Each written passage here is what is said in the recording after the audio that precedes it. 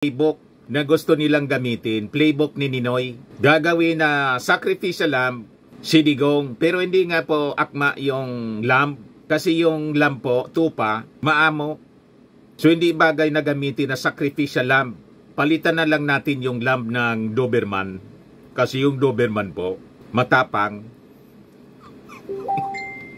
Bagay kay Digong na description, hindi yung lamb, sacrificial Doberman.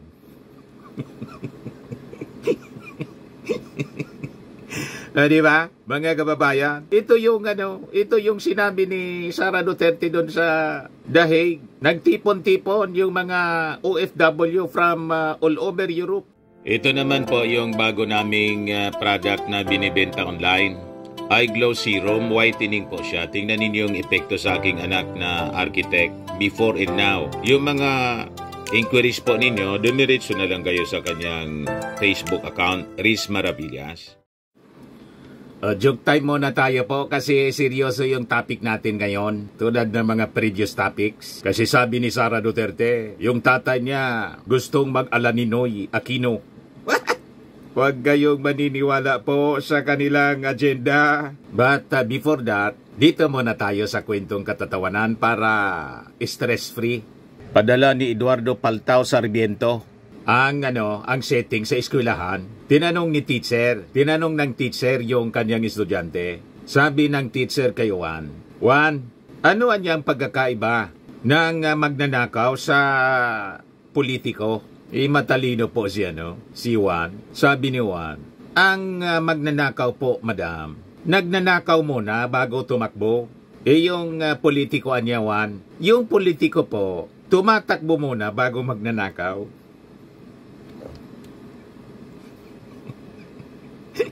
Joke man lang po, baka mapikon yung baka mapikon yung mga politiko po Hindi man po lahat. Di man lahat, may mga politikong sincero pa rin. Para hindi tayo maipatawag ng Congress. Wala sa atin yung generalization. Laging may exception po. May mga matitino na politiko. Di ba? Matik na, 200 po. Kasali ka na sa monthly draw. 5,000 yung mabubunot natin. Yung hindi mabubunot, may chance kayo na manalo. Sa December, 10,000 pesos ang grand prize. Dito na tayo mga kababayan sa seryosong topic kasi I think mga kababayan ang agenda nila gamitin yung playbook ng mga dilawan ng patayin si Ninoy Aquino. Ginawang sacrificial lamb mga kababayan si Ninoy nang nasa likod ng assassination para po gatungan yung people power. So ito yung nangyari sa EDSA People Power. After na mapatay si Ninoy, alam na ninyo yung kwento, noong 1983. Then after 3 years, mga kababayan, nag-EDSA People Power, 1986. So malamang ito yung target nila, tularan mga kababayan, ang nangyari kay Ninoy. And in 3 years, through propaganda, lies in propaganda mga kababayan. Tulad ng EDSA po, yung EDSA 1 po, based on lies in propaganda. Hindi man po si President Marcos Sr. po yung nasa likod ng assassination. Kahit po yung Plaza Miranda bombing, mamaya ibigay ko po sa inyo yung mga detalye niyan para basagin natin ang playbook na gusto nilang gamitin, playbook ni Ninoy. Gagawin na sacrificial lamb, sidigong, pero hindi nga po akma yung lamb kasi yung lamb po, tupa, maamo. So hindi bagay na gamitin na sacrificial lamb. Palitan na lang natin yung lamb ng Doberman. Kasi yung Doberman po, matapang. Bagay kay Digong na description, hindi yung lamb, sacrificial Doberman.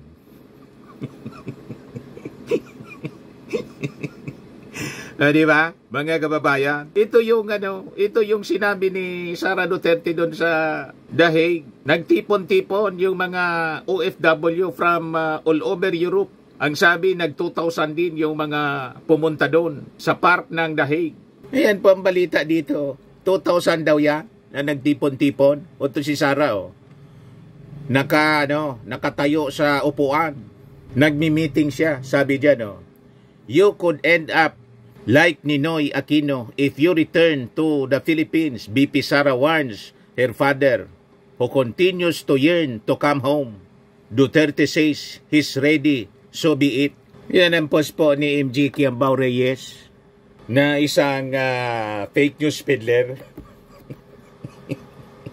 Pinatawag ng Congress po, iyak ng iyak, kinumfront ni ni Congressman Abante. Ayun, nagsorry po, inamin na mali yung mga pinapakalat nilang mga kwento.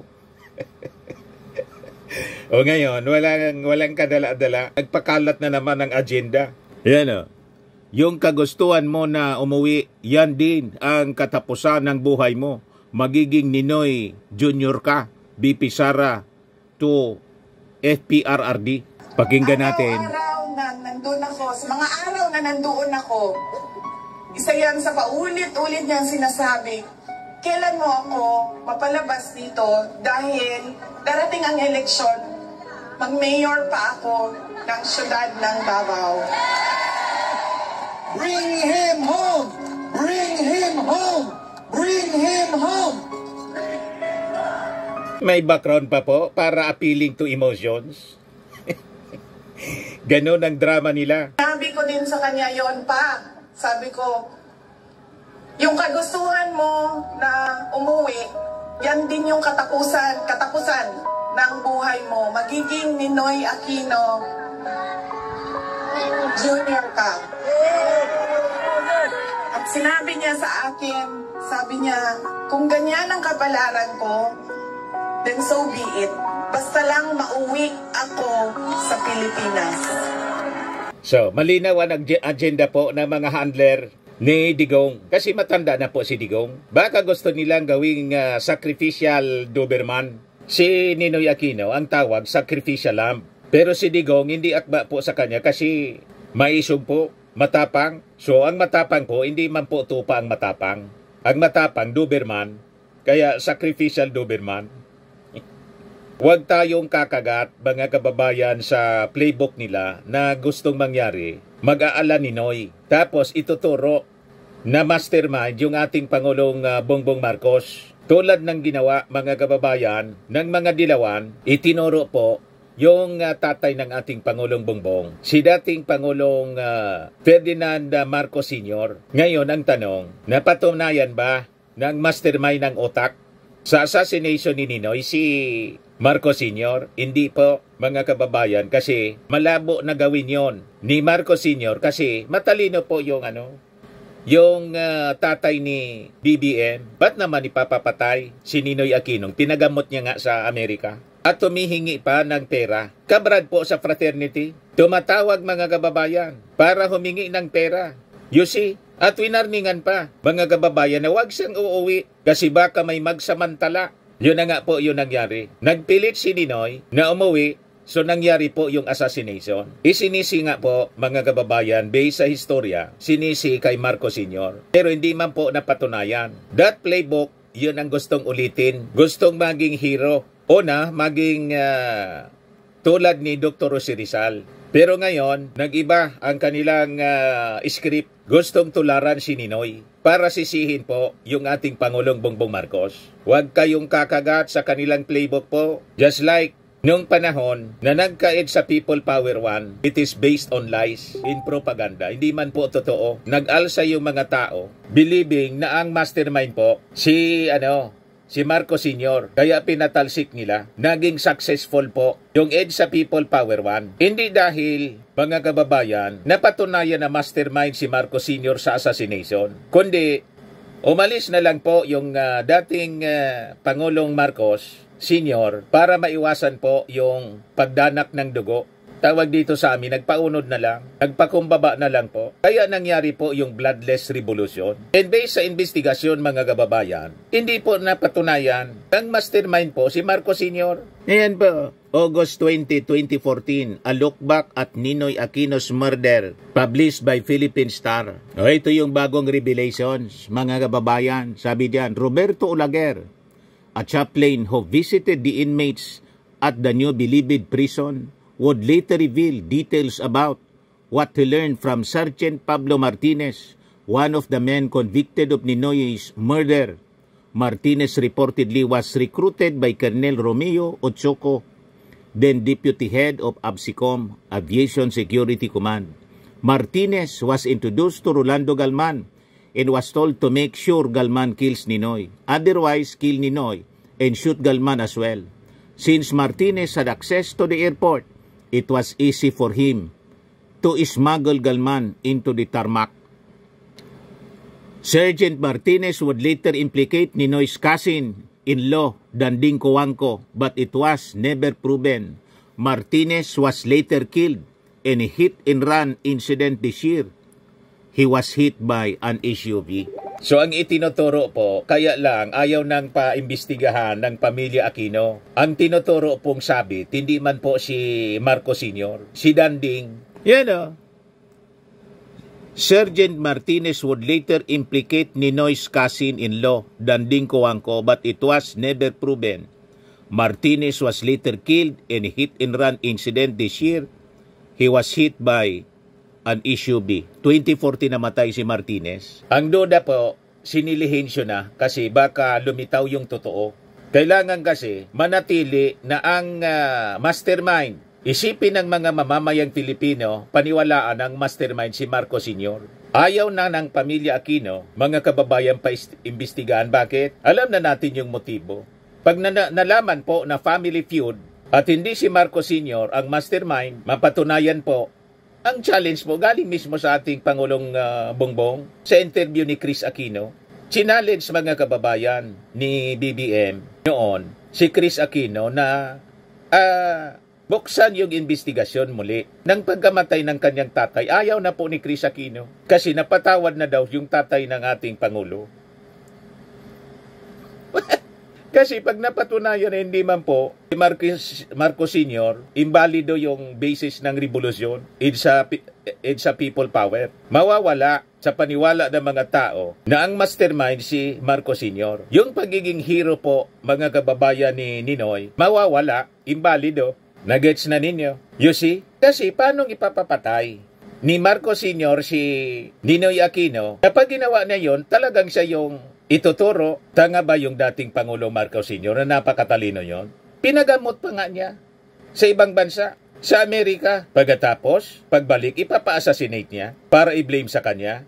May ganon. And kahit mga kababayan, yung Plaza Miranda bombing, alam ba ninyo ang history ng Plaza Miranda bombing na i-blame sa dating Pangulong Marcos Sr.? Based sa investigasyon, nagpatawag po ng investigasyon si Juby Salonga. Ang sabit po, si Juma. You see? Gusto ninyong makita? Ayan po, report ng Philippine News Agency. Philippine News Agency. September 26, 2022.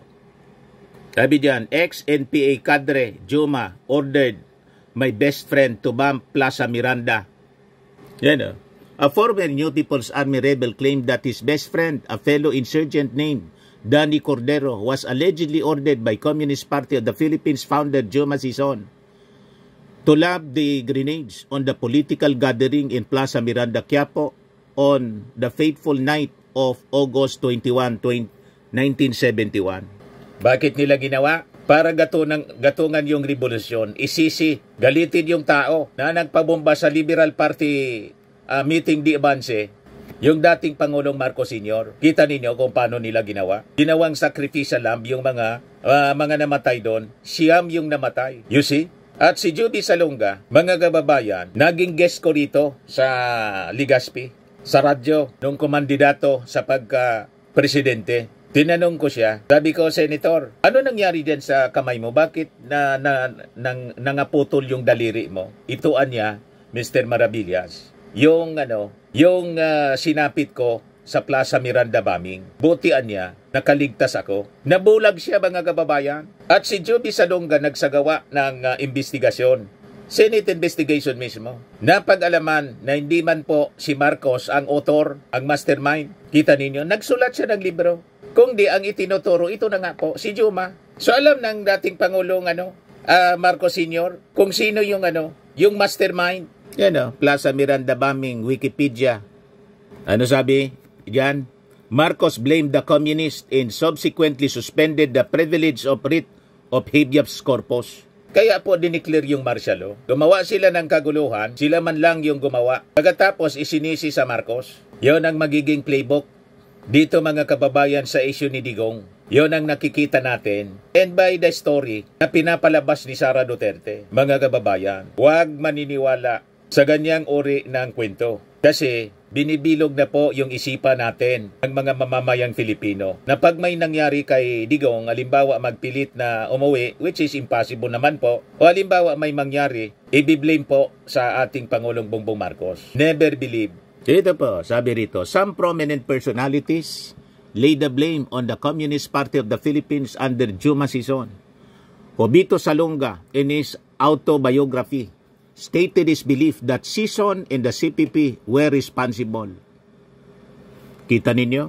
Yun ang lumabas po sa investigasyon. Kasi nga po, mga kababayan, may pumunta mismo kay Joby Salonga at nag-testify. Kaya nagsulat ng libro si Joby Salonga. Madaling sabi, with that testimony, naging malinaw kay Joby Salonga na hindi man pala si dating Pangulong Ferdinand Marcos Sr. ang utak sa Plaza Miranda bombing. Kita ninyo na noon pinaniwala sa pamamagitan ng walang tigil na fake news. Kaya kailangan pong labanan natin ang fake news.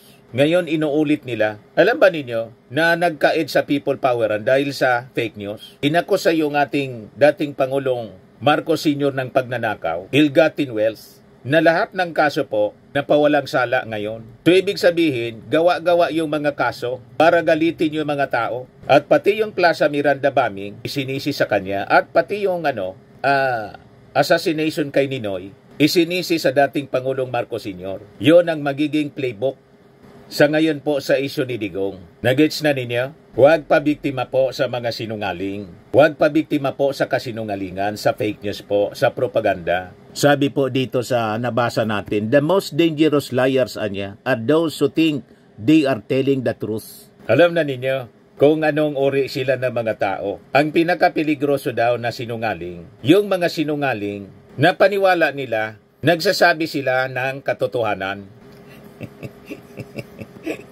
O diba? Sabi ni Aminata Foma, lahat ng sinungaling o liars lie to protect themselves, to shield their egos from the raw pain of truth. Lahat ng sinungaling daw, ganon. Nagsisinungaling sila para ano? To shield their egos from the raw pain of truth. Yan ang namumuhay sa kasinungalingan po. Ganon ang natura po nila. Kaya beware sa pakikinig po sa mga sinungaling. Proven po silang mga sinungaling. Gusto ninyong mapakinggan ang harap-harapan na pagsisinungaling. Ayan po, harap-harapan na pagsisinungaling. I did not make an assassination threat to the president. Sila lang nagsasabi niyan. Sila lang nagsasabi may assassination. Sila nagsasabi may assassin, may gunman. Next po, GDB. Not say that. Huwag kang mag-alala, ma'am, sa security ko. Kasi may kinausap na ako na tao. Sinabi ko sa kanya, kapag pinatay ako, patayin mo si BBM, si Lisa Araneta, at si Martin Romales. No joke. No joke. Nagbilin na ako, ma'am. Pag namatay ako, sabi ko, huwag ka tumigil, ha, hanggang hindi mo mapatay sila. And then he said yes. Tapos, maniniwala kayo sa kwento ni Sara? Maniniwala kayo dito sa kwento na gustong mag-ala ni Noy?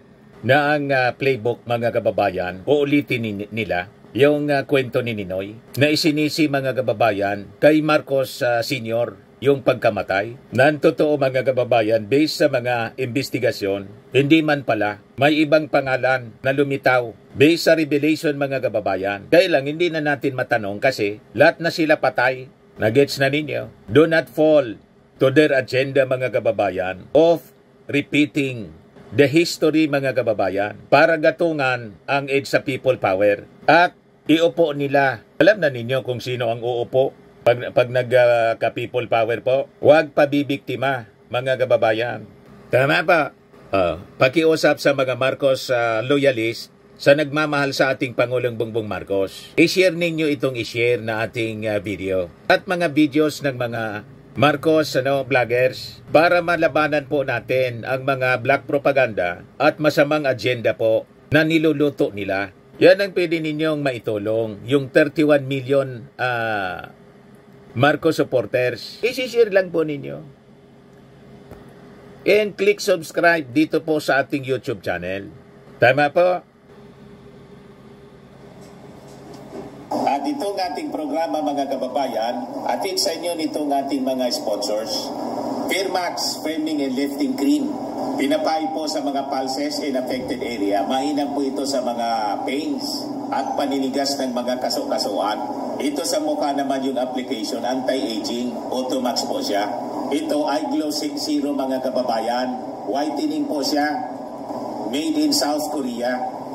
Ito naman po, Nengxia Red Mix Fruit Drink. Gawa po siya sa goji berry. May anti-cancer properties po siya. At sa mga nagana po ng malinis and spacious fitness gym, pumunta lang po kayo sa aming Colossal Fitness Gym. May Grab Car Rental din po kami. At bills payment po sa aming office. At saka sa mga mahilig po sa mga imported bags, manood po kayo sa live selling ni Madam Aileen Rosales sa kanyang Aileen Closet po. Pati mga shoes, ito yung kanya po. Ito yung kanyang page. Kita ninyo, napakagandang mga online selling po siya. Si Madam Aileen Rosales. At cellphone number niya po, 773-798-7816.